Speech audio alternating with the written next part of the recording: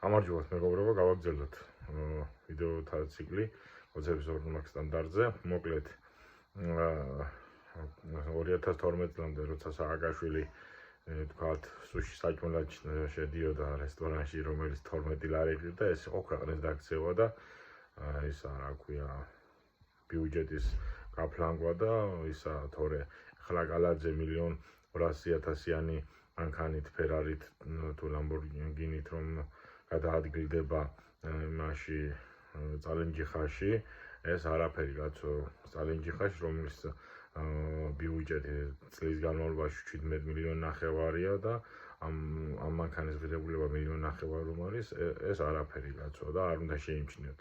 და ის კიდე გობიაშვილი 2014 წელს სანამ პრეზიდენტი გახდებოდა ფეხბურთის ფედერაციის, მაშინ იქცეოდა ქვეყანა და მაშინ იყო ყველაფერი ფეხბურთის ფედერაციის ბრალი, თორე ეხლა ფეხბურთის ფედერაცია არაფერი შუაში არ არის რა. თქვენი არასწორი და ფსკერის გამხვრეტი მოღალატე თავი, რა ვთქვი. გამოიწერეთ ჩვენი არხი იდიატივი, აბა თქვენცით.